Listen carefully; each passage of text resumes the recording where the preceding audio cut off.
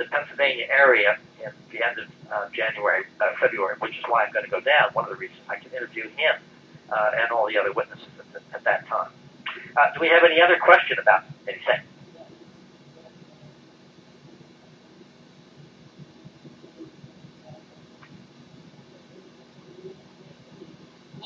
Did the animals act that's a good question. So far as I know, they didn't. Now, I only know that because nobody mentioned it. I haven't asked the people yet about that detail, and I don't know what kind of animals they had there. This was not a farm. This was just out in the country.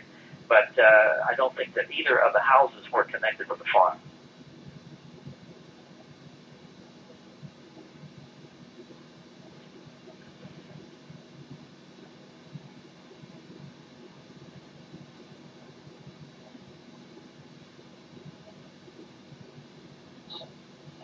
any new information on who or financial individuals?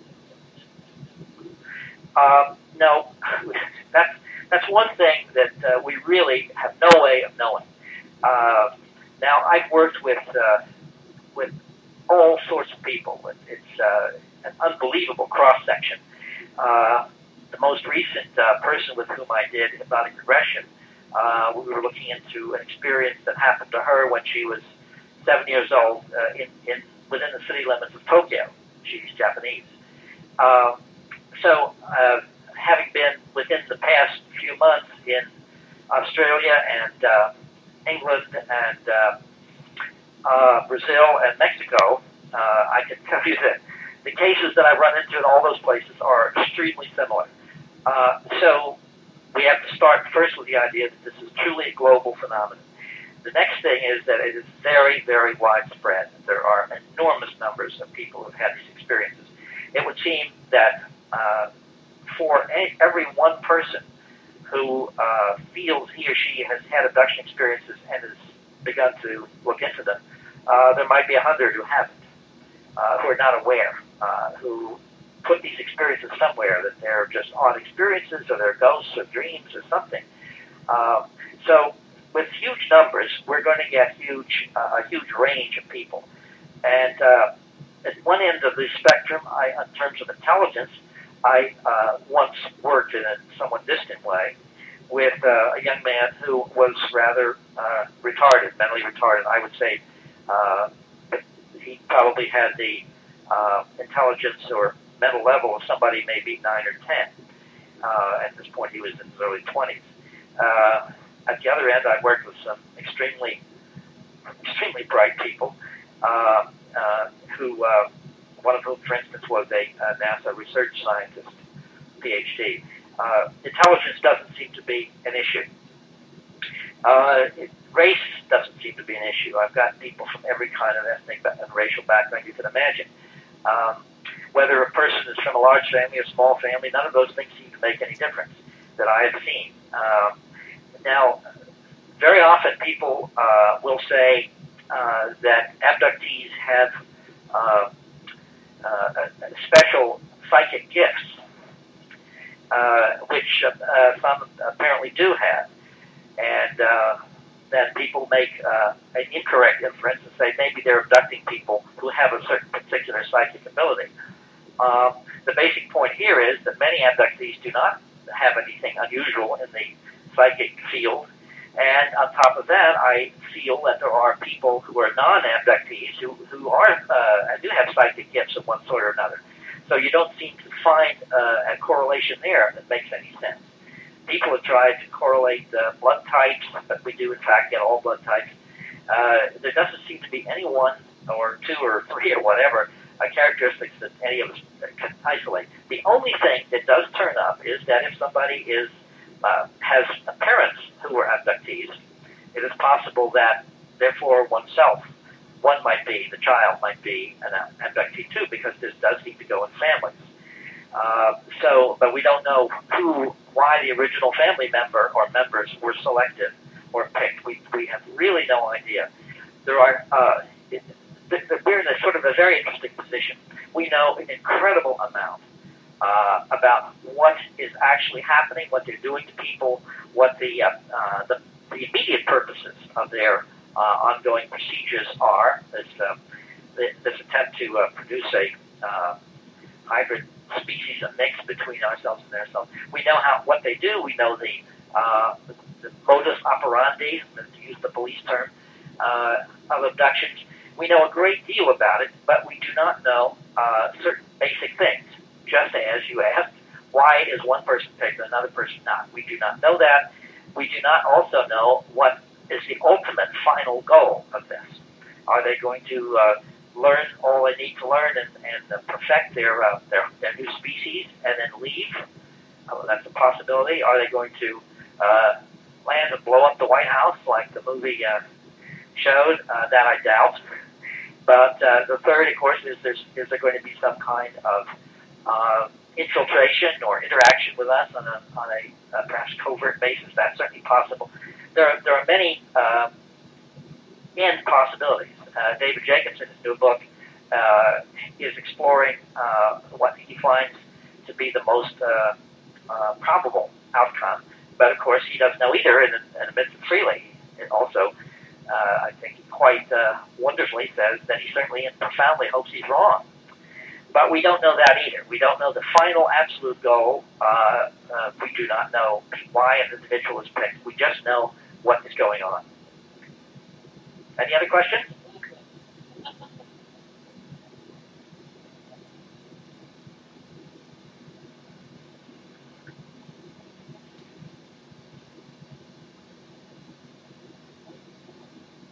Yeah. Mm-hmm.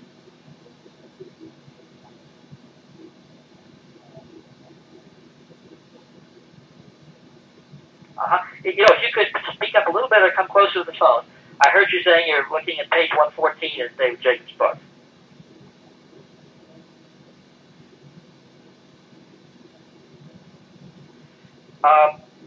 Well, of course, he's working with his sample of people he has worked with and in great depth, and that's what he's found. Now, I don't have evidence that all of the people I've worked with have had fetal implants. The basic point is that with a number of these people, I don't push as far as Dave does. We have a slightly different attitude towards this, I think. Maybe I'm being more,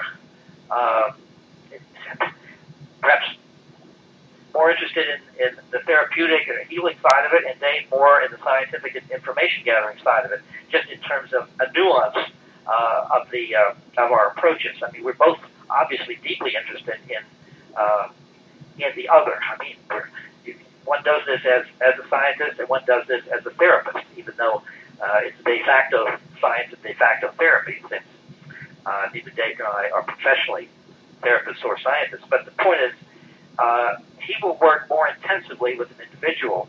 There are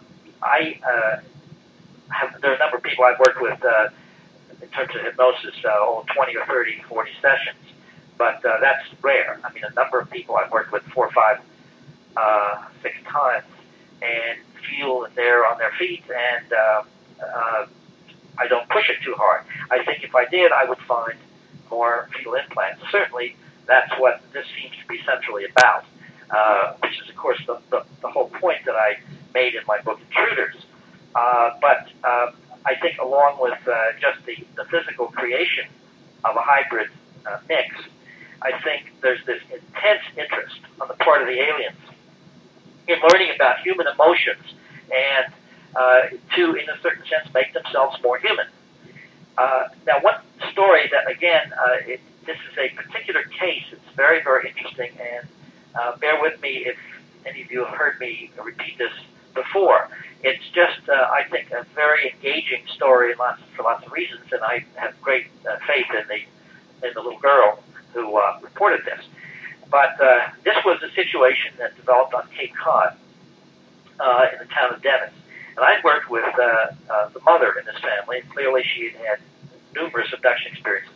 She had, I believe, 4 children, all of whom seemed to have had abduction experiences. Some were very traumatized and angry. Some were much calmer about it, and so on. But she had a 5-year-old daughter who was fairly calm about her experiences. And she told her mother this in the morning when she woke up, and her mother called me immediately. But what happened is the little girl said that told her mother that the night before she'd wakened up, and there was this little man who comes in through the wall with big black eyes, and she'd seen him before, and he had with him a little child, and the little child was a little girl who looked kind of funny, as she described it. She said the little girl didn't look like him, the alien, and she didn't look like us either. She told her mother that this little child had white hair, blonde hair that was so white, and she was wearing apparently some kind of one-piece outfit. And the alien said to the little human girl, "You have to come with us. There are some people waiting for us." So the three of them left together, and the little girl told her mother, "Mommy, we went through the wall." And she said, "You don't even get splinters. You don't even get dirty." She was quite amazed. And they were then, the alien took the two of them to a playground. It happens to be a real playground in this Cape Cod area. The little girl told her mother that they must have been playing baseball on me because all the lights were on the playground. Well, this is a place that has no lights. The lights were coming from evidently a crack. But the little girl said that waiting for them there at the playground were a whole bunch of other little children, 7 or 8 or 9 of them. And she said, "Mommy, they were all twins," meaning they all looked alike. And they were all wearing the same kind of outfit, and they were all little, and they all had this funny hair. And the little girl said that she didn't like them because they didn't say hello to her, and they didn't smile. And the alien said, she of course used that term for him, but my term here. The alien said to the little human girl, "What you have to do is play on the swings and slides and show the children how to play." So the little girl got on the slides and the swings and so forth, and she told her mother she didn't like this because she didn't like playing alone. She wanted the children to play with her, but she said they just sat there and stared at me. And the alien kept having her go back over and over again on the different playground pieces of equipment while the children stared, apparently absorbing in some way or other what the emotions felt like and what the actions were and so on. And when this was all over, without apparently doing anything else, the alien brought the little girl back and put her back in her bed. Now, I have numerous cases where people describe being in a ship and being made to interact with hybrids, apparently hybrids, and questions are asked about office procedures or what people say when they walk into a room and what people wear and all sorts of things. Of course, we don't know whether it's just our brains being played with, but essentially the implication of these stories is that they are not only taking our basic DNA and genetic material and trying to create a mix, but they want that particular result, the mix, to somehow understand human ways and even human pleasures. So my feeling is that all of this really goes together in a very, very logical way. And when you think about it, this is an important point. When you think about science fiction, almost all sci-fi movies, even including Independence Day and some of these recent things, almost all of them have as a theme the idea of the Earth being invaded, almost the way we would be invaded in the old days by the Russians or whatever, some kind of, or the Nazis or the Japanese or whatever, back war movies, that they're going to come swooping down and brave people are going to have to defend the planet. That the aliens are interested in our weapons and our atomic weapons and so forth. But none of this ever comes up in these abduction cases. The aliens seem interested primarily in human beings and in what makes human beings really human. They seem to be fascinated by the differences between themselves and ourselves, and they seem to be actually envious of those differences. The fact that we look very different one from another, we're different colors and races and everything else, that we have this incredible sense of affection for our children, and protectiveness and so forth. They seem to want this. They want to learn about it. It would seem that's why they have us bond with these small hybrid babies or whatever, as if they believe there's some magic in human touch. And I have felt for a long, long time that with all of their incredibly advanced technology, what they really and ultimately want is they want to be more human, more like us. They have no interest, apparently, in any earthly technology whatsoever or weaponry. It doesn't seem to make any difference to them. They would be more interested in watching how children play on swings and slides than whether we have an atomic storage facility someplace. And I find that in a strange way rather comforting. It also has a slightly ominous edge to it, but it also has a comforting edge. So that's a long answer to a very important question. Thank you. Any other questions?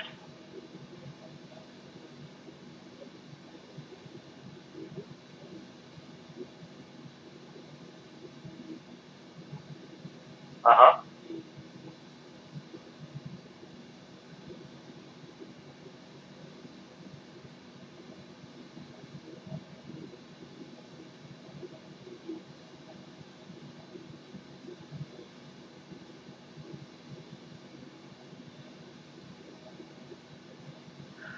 Well, that's a tough question.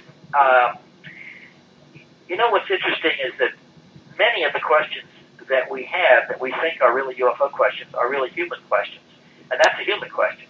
Uh, that's really not about the UFO subject per se. That's about what Clinton may know, what he may have said to Hubble, what Hubble's motives might have been uh, to to bring it up. And I honestly don't know. I do believe that it is possible that a particular body could have been constituted in the government, as many people theorize, to deal with UFO research, and it would seem that it is possible that that could have been kept from presidents by some sort of prior arrangement that only when certain discoveries are made does, or certain ominous things seem to be about to happen, does the director of this organization feel that he must report to the president. I mean, I have no idea what Clinton actually knows. I do know that Hillary Clinton once made some sort of disparaging remark about, just to use a current example, maybe something about Kenneth Starr, where she said something about believing that is as crazy as believing in flying saucers. That was, again, you don't know whether she knows all about UFOs and just is using it as a figure of speech, or maybe she doesn't know anything about it. So I really don't know. I sometimes think Webster Hubble, who's an odd person, as we know, maybe thinks he's the man they named the telescope after. I don't know.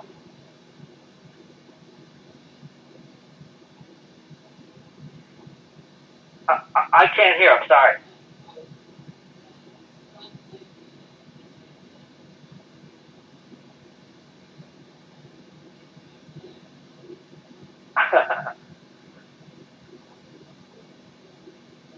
Yeah.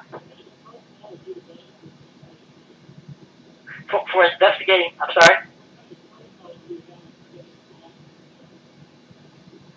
It's getting involved in investigation. Okay.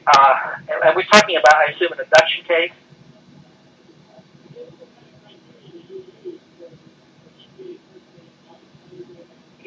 You mean how do I? What are my protocols with regard to an abduction case? Oh, I see. Okay, that's what I thought you meant, but I wasn't quite sure. Uh, yeah, I mean, this is not generic. This is how you're asking me about how I proceed. Okay, this is the situation. I receive. Well, I'm hearing now from. It's between 2 and 3 new potential abduction cases every day on the average. Now that's from all over the place. This is by letter and fax and email and every other thing. Telephone calls, people coming up. The first thing is, of course, I try to